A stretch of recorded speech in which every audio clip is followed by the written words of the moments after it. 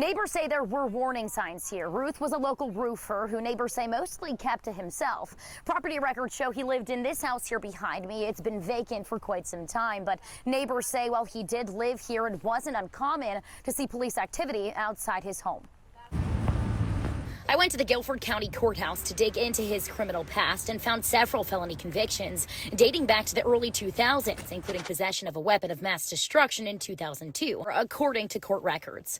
According to local media reports, Routh was arrested in 2002 for barricading himself inside United Roofing, a company that shares the same address as Routh and many of his relatives. News reports at the time of the incident show after the barricading incident, Routh was charged with the same convictions I uncovered, but I'm still working to confirm that connection. I was really surprised when they told me that. Elaine Mungo, Ruth's next-door neighbor, couldn't believe he's a suspect in an assassination attempt, telling me he was always quiet and reserved. Were they a nice family? Did they seem normal? Yeah, I didn't know nothing was going on. Neighbor Josh Patrick, though, so it's kind of like a strange guy. Wasn't so surprised to hear the latest allegations, telling me he'd see Routh pacing in the road late at night and said Routh would occasionally follow him home. Behaviors were just really strange. Like, he'd walk past here really quickly. Like I said before, he kept pace with me for no reason, had no reason to be out at midnight. Did he ever say anything about Trump or Ukraine or anything like that? No, he's a very, very quiet person.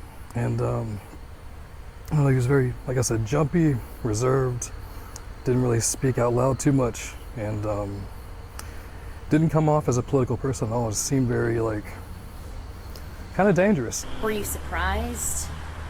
I really didn't. No, I wasn't surprised. This neighbor, not wanting to share her name, told me Routh lived here with his daughter and said about 5 months ago Routh went door to door trying to sell his home to move to Hawaii. Neighbors haven't seen him since. I tried reaching Routh's family, who, according to property records, still live in Greensboro, but no one answered the door. They haven't returned my calls or emails. Yeah, there's warning signs there. There's nothing he did that I could report to the police and say, this is a suspect. This is someone we should be worried about. I reached out to other agencies about their potential investigations into those prior convictions. They deferred me to the FBI. I've also requested arrest affidavits and other documents regarding those prior convictions. I'm still waiting to get those. Reporting from Greensboro, I'm Kate Hussey, WPTV News.